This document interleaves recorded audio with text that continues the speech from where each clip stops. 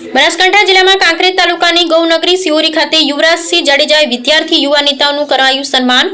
કાંકરેજ તાલુકાના ગૌનગરી સિહોરી ખાતે સ્થાનિક સ્વરાજ્યની ચૂંટણીમાં આમ આદમી પાર્ટીના ઉમેદવારોની યુવરાજસિંહ જાડેજા વિદ્યાર્થી યુવા નેતાના અધ્યક્ષસ્થાને મીટિંગ યોજાઈ।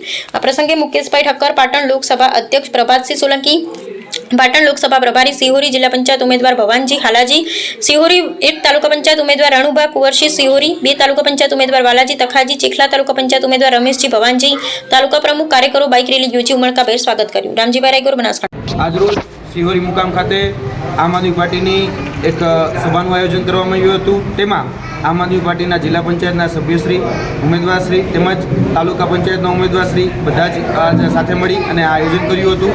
જેમાં સ્થાનિકોના જે મૂળ પ્રશ્નો જે છે, એની વેદનાઓ જે છે, એની જે પીડાઓ જે છે, એની મુશ્કેલીઓ જે છે, એને વાચા આપવાનું કામ કરવામાં આવ્યું અને આવનાર દિવસોની અંદર જે સ્થાનિક સ્વરાજની જે ચૂંટણી આવી રહી છે તેમાં હવે એકમાત્ર વિકલ્પ એ ઝાડુ જ રહ્યો છે। કેમ કે આપણે છેલ્લા ઘણા સમયથી જોઈએ છીએ કે જે અત્યાર સુધી ભાજપ અને કોંગ્રેસનું જે અદૃશ્ય ગઠબંધન હતું એ હવે દ્રશ્યમાન થઈ ગયું છે।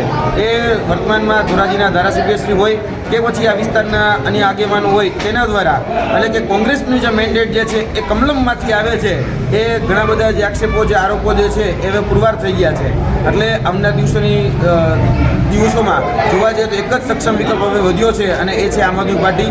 અમારા જિલ્લા પંચાયતના આગેવાન ઉમેદવાર શ્રી ભવાનજી હોય, અમારા રણુભા હોય, વાલાજી હોય, મહેશજી હોય, રમેશજી હોય, એના હાથ કઈ રીતે મજબૂત બને એના માટેની આજે આ મિટિંગ હતી અને અમને પૂરેપૂરો ભરોસો છે કે આવનારી જિલ્લા પંચાયત, તાલુકા પંચાયતની અંદર આમ આદમી પાર્ટી છે એ ક્રાંતિકારી પરિવર્તન લાવશે।